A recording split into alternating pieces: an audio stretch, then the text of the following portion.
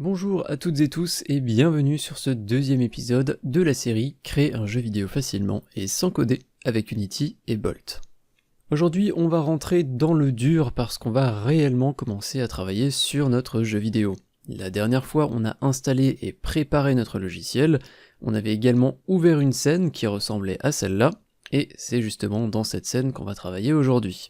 Et c'est à notre personnage, ce petit alien rose, qu'on va ajouter la possibilité de se déplacer. À travers la vidéo d'aujourd'hui, vous allez découvrir les graphes et les macros, vous verrez comment on utilise des variables, vous verrez également comment est-ce qu'on ajoute des nodes et des connexions entre ces nodes, et pour terminer, vous verrez comment on utilise certaines fonctionnalités clés de Unity, comme les inputs ou la physique, en visual scripting, avec Bolt. Ça fait beaucoup de choses, le programme est chargé, vous allez être bombardé d'informations, mais accrochez-vous, ce n'est pas compliqué. J'insiste vraiment là-dessus, j'en reparlerai plusieurs fois au fil de la vidéo. Avec un peu d'entraînement, vous maîtriserez rapidement tout ce qu'on va voir aujourd'hui. Le plus difficile, c'est toujours le début. Petit rappel avant que l'épisode ne commence, je vous rappelle que cette série est entièrement gratuite, et si cela est possible, c'est grâce aux donateurs sur Tipeee et Utip qui me permettent de continuer de créer ce contenu gratuitement pour la majorité d'entre vous sur YouTube.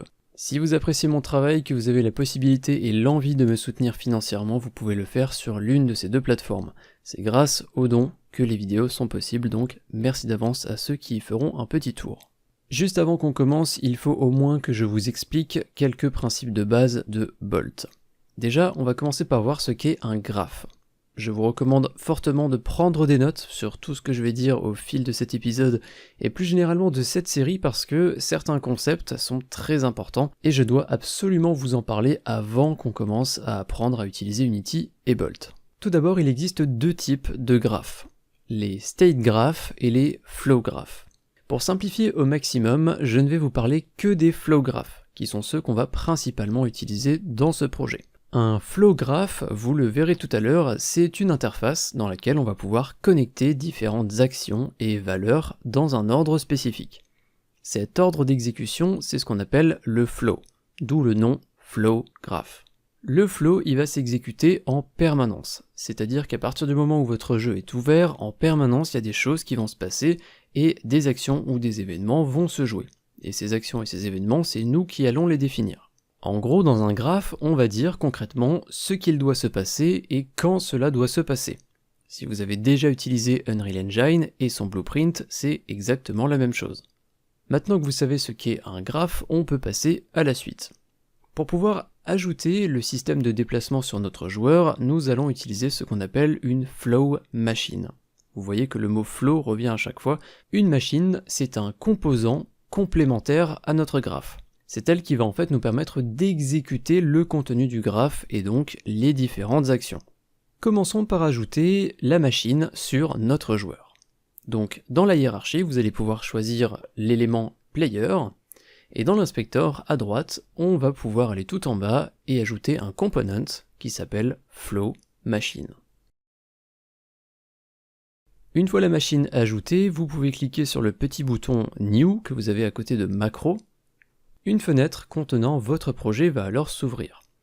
Dans le dossier Asset, vous allez pouvoir créer un nouveau dossier, qu'on va appeler macro, au pluriel, donc faites simplement comme moi, comme je vous montre. Et dans ce dossier, on va sauvegarder justement cette nouvelle macro, qu'on va appeler Player Controller. Maintenant qu'on a créé une macro, ça serait bien de savoir concrètement qu'est-ce que c'est. Eh bien, une macro, c'est en fait un graphe. C'est ce que je vous ai montré tout à l'heure, ça contient un graphe plutôt. Mais ça, on en parlera un petit peu plus tard. Alors je sais, ça fait que quelques minutes que l'épisode a commencé et je vous ai déjà bombardé de plein d'informations. Je vous ai parlé de graphes, de machines, de macros, etc. Mais comme je vous l'ai dit, en réalité ce n'est pas très compliqué. Prenez des notes, concentrez-vous, et on passe à la suite. En théorie, votre machine est déjà en mode macro, et la macro player controller qu'on vient de créer s'est renseignée toute seule dans ce component. Si on jette un œil à la fenêtre graph, vous devriez avoir maintenant quelque chose comme ça avec les events start et update. Maintenant qu'on a ajouté notre machine sur le joueur, on va pouvoir appliquer les modifications à la préfab.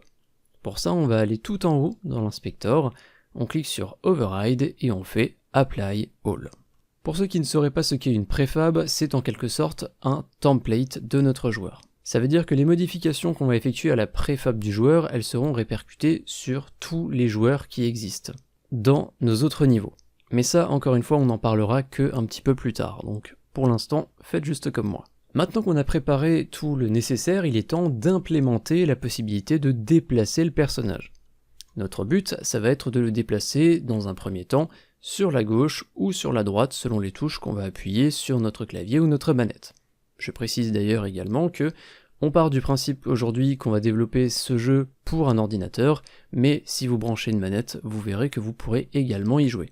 Quoi qu'il en soit, qu'on parle de clavier, de manette, de joystick, tout ça c'est ce qu'on appelle des inputs. Les inputs, ce seront en fait des informations que vont saisir les utilisateurs en appuyant sur une touche du clavier ou en utilisant une manette, et ces informations, elles vont être traitées par notre jeu, et selon les boutons qu'on va appuyer, en fait, on va pouvoir effectuer différentes actions. Donc ça, c'est ce qu'on appelle les inputs. Sur Unity, les différents inputs, on va pouvoir les configurer depuis le menu Edit, Project Settings, puis dans le menu Input Manager sur la gauche. Par défaut, Unity a un certain nombre d'inputs préconfigurés. Celui qui va nous intéresser principalement aujourd'hui, c'est l'axe horizontal. Car notre personnage, on veut le déplacer sur la gauche et sur la droite. Donc à l'horizontale. Par défaut, cet input et tous les autres en fait, ils sont configurés pour les claviers QWERTY. Mais beaucoup d'entre vous, tout comme moi, vous utilisez un clavier français et donc un clavier en AZERTY. On va donc faire en sorte d'adapter cet input à notre clavier pour que ce soit quand même plus simple pour nous, joueurs français, de jouer au jeu qu'on va développer. La seule chose qu'on a à faire pour ça, c'est se rendre dans Alt Negative Button. Vous remarquez qu'on a la lettre A et on va la remplacer par la lettre Q en minuscule.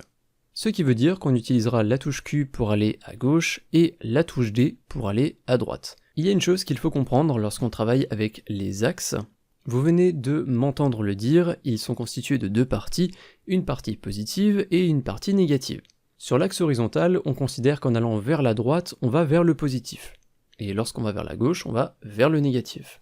En appuyant donc sur l'une ou l'autre touche pour aller à gauche ou à droite, on va récupérer une valeur entre -1 et 1.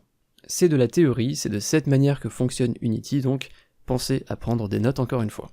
Maintenant qu'on sait tout ça, on va le retranscrire dans notre graphe. Vous pouvez donc fermer cette fenêtre d'Input Manager. On va commencer par ajouter une vérification tout simplement sur l'axe horizontal. Autrement dit, on va vérifier si le joueur appuie sur la touche Q pour aller à gauche, ou sur la touche D s'il veut aller à droite. Pour ça, vous pouvez faire un clic droit dans votre graphe, choisir Code base, Unity Engine, Input, Get Axis. Dans Axis Name, on va indiquer horizontal. Faites bien attention à la majuscule et à l'orthographe, c'est très important. Cette case qu'on vient d'ajouter dans notre graphe, c'est ce qu'on appelle une unit ou une node. Je vais plutôt utiliser l'expression node à travers cette série parce que je la trouve plus claire, mais de temps en temps vous verrez aussi l'expression unit. Grâce à cette node, on va savoir si le joueur appuie sur la touche pour aller à gauche ou sur la touche pour aller à droite. Mais pour l'instant, on ne sait que cette information et on n'effectue rien avec. Pour pouvoir déplacer un objet dans une direction, il faut avant tout qu'on sache à quelle vitesse on veut le déplacer. Pour ça, on va créer une variable dans laquelle on va stocker la vitesse de notre personnage. Dans la fenêtre variable ou blackboard que vous avez normalement en bas à droite, rendez-vous donc dans l'onglet Object de cette fenêtre, tapez le mot Speed, puis appuyez sur le plus. Encore une fois, attention à l'orthographe, Speed avec un S majuscule. On va indiquer le type Float, et de base, on va mettre cette valeur à 5. Maintenant qu'on a créé une variable qui contient la vitesse de notre personnage, on va l'inclure dans notre graphe. Et on va notamment s'en servir pour multiplier l'input qu'on va recevoir. Accrochez-vous, je sais que c'est pas évident quand on débute, mais vous comprendrez tout ça quand ce sera terminé. On fera de toute façon un petit point une fois que le graphe sera terminé en fin d'épisode. On va donc commencer par faire un glisser-déposer du port de sortie de notre node. Pour aller plus vite que tout à l'heure, on va utiliser la recherche et on va taper multiply.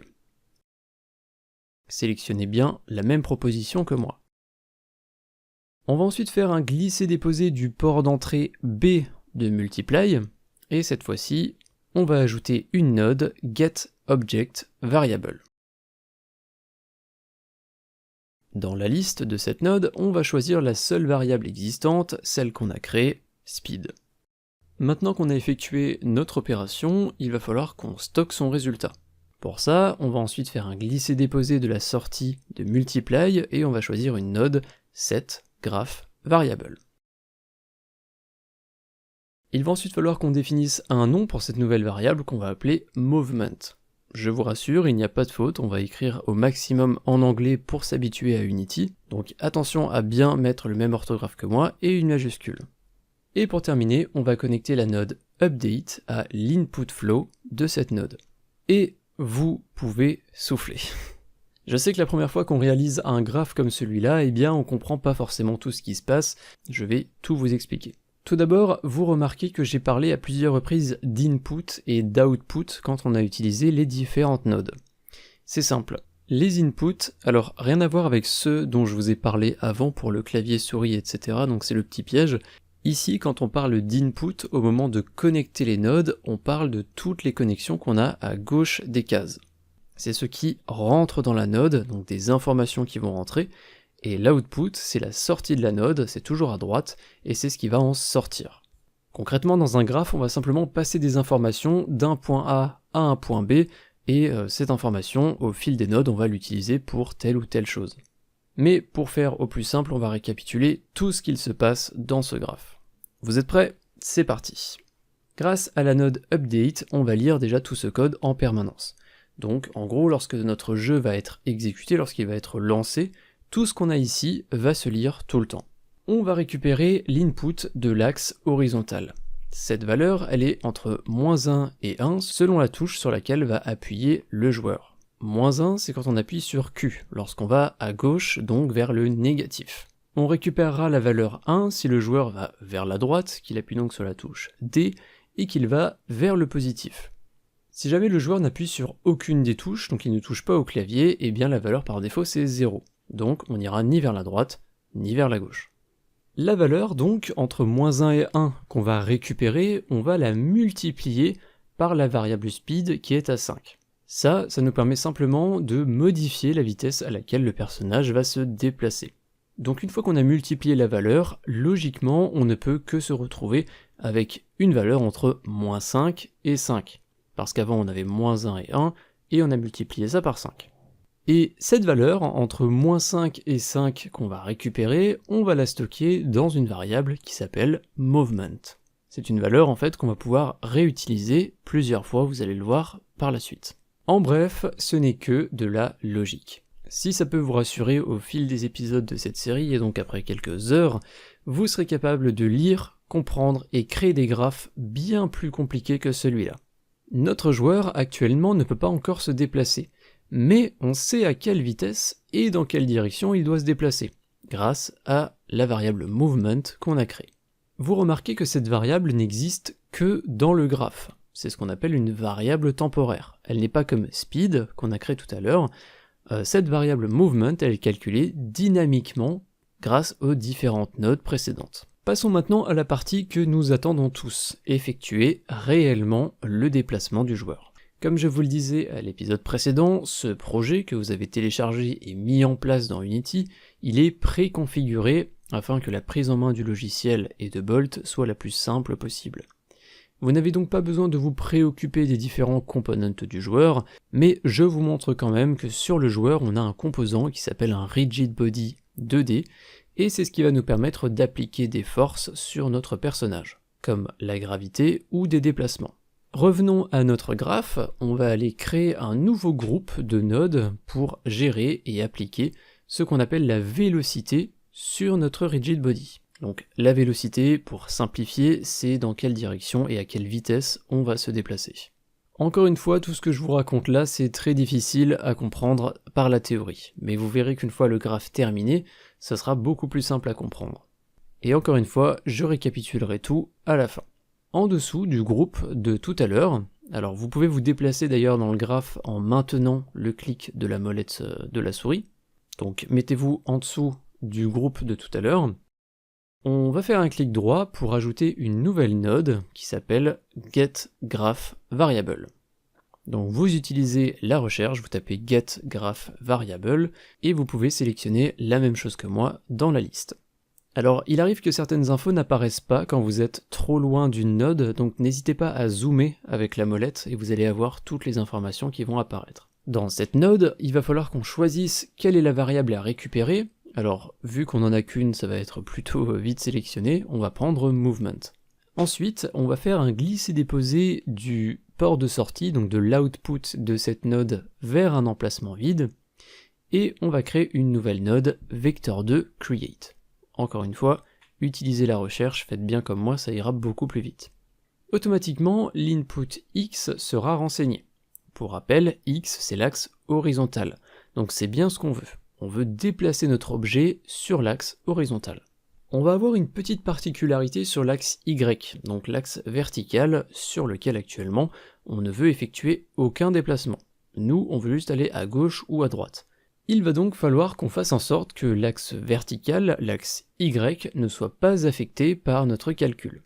Alors je précise que cette partie est un petit peu compliquée pour moi à expliquer si vous êtes débutant. Mais j'essaierai de détailler ça un petit peu plus tard, donc pour l'instant, juste pour cette partie, faites juste comme moi et on va vite passer à la suite. Faites glisser l'input y de notre node vers un emplacement vide, et on va ajouter une node de type vector2 get y. Et l'input de cette nouvelle node, vous pouvez faire un glisser-déposer vers un emplacement vide, et créer cette fois-ci une node rigidbody2d get velocity. Ces deux nodes, on ne s'en occupe plus, on passe à la suite, ça sera plus simple pour moi de vous expliquer plus tard. La dernière chose à faire maintenant pour nous, ça va être de faire un glisser-déposer de l'output de notre vector de create vers une nouvelle node de type rigidbody2d set velocity. Puis pour finir, il va falloir qu'on connecte ce nouveau groupe sur lequel on est en train de travailler au précédent pour que le flow continue de passer. Tout ce qui est connecté au flow va s'exécuter. Le flow, il est représenté par des flèches vertes sur différentes nodes. On en a déjà connecté tout à l'heure. Et donc, pour connecter ce nouveau groupe à l'autre groupe de tout à l'heure, on va simplement connecter l'output flow de notre node setVariable à notre node setVelocity. Et c'est terminé pour cette première partie. Encore une fois, vous pouvez souffler. C'est l'heure de faire une petite pause, et pourquoi pas une petite pause récréative. Quoi de mieux pour ça que de tester ce que l'on vient de créer. On va appuyer sur Play tout en haut, et dans la fenêtre Game, vous pouvez maintenant déplacer votre personnage, en utilisant les touches Q pour aller à gauche, et D pour aller à droite. En tout cas, notre résultat est plutôt sympa, et on peut maintenant librement déplacer ce personnage dans la scène. D'ailleurs, pendant que le jeu est en train de s'exécuter, vous pouvez voir au bas de l'écran, dans la partie graphe, on peut voir nos différentes nodes et connexions s'animer, preuve que tout fonctionne bien. Avant de mettre fin à cet épisode, je vais juste faire un petit récapitulatif rapidement de ce que fait notre graphe, pour que vous puissiez bien comprendre la logique. Commencez par couper le mode play en cliquant sur le bouton tout en haut, et concentrons-nous sur le graphe.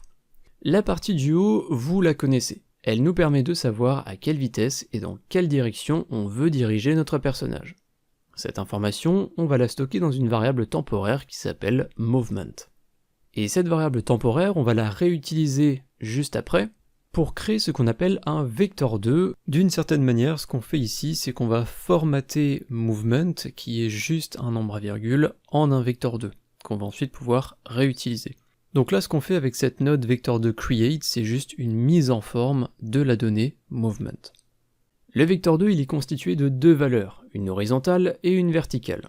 La valeur horizontale, c'est justement le mouvement, c'est dans quelle direction on va et à quelle vitesse. Sa valeur verticale, y, pour le moment, on ne s'en sert pas.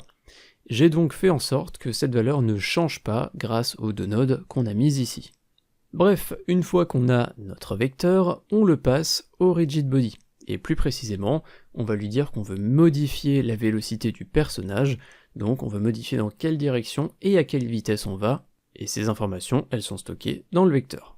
Voilà tout. Encore une fois, comme vous pouvez le voir, ce n'est que de la logique. J'insiste vraiment là-dessus, au début c'est difficile à comprendre, surtout quand on ne connaît pas la programmation et la manière dont fonctionne Unity, mais vous verrez que vous allez vite comprendre au fil des épisodes. Accrochez-vous, même si vous n'avez pas compris grand chose à ce premier épisode, ça va venir, je vous le promets. On va faire une dernière chose juste pour rendre le graphe un petit peu plus joli. On va créer 2 groupes visuels autour de nos nodes. Ça n'a aucun intérêt technique, mais ça va permettre de s'y retrouver et de rendre le graphe un petit peu plus propre. Pour ça, vous pouvez maintenir la touche CTRL de votre clavier et englober les nodes à l'aide du clic gauche.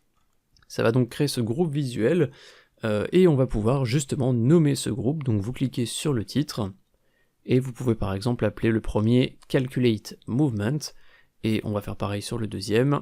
Mais juste avant, je vais en profiter pour réorganiser un petit peu mes notes. Je vais juste déplacer le groupe qu'on a en bas sur la droite. Alors encore une fois, techniquement ça ne change rien, les nodes vous les placez comme vous voulez, mais le but c'est que ce soit clair et qu'on arrive à comprendre le graphe.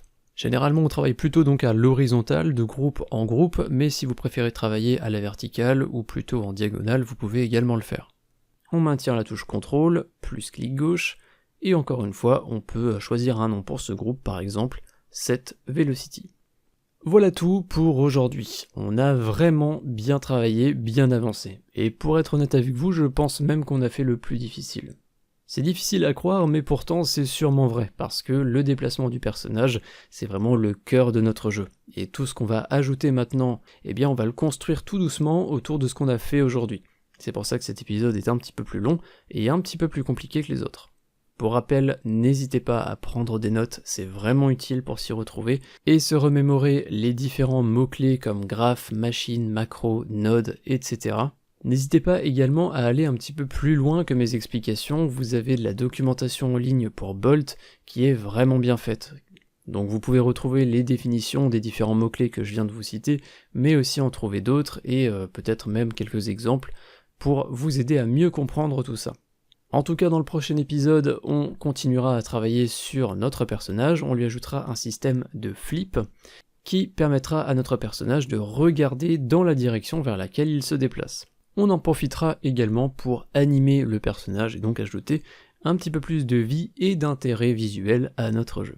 Je vous remercie d'avoir suivi cette vidéo jusqu'à la fin, j'espère que ce deuxième épisode vous a plu, j'espère que cette série vous plaît et vous intéresse.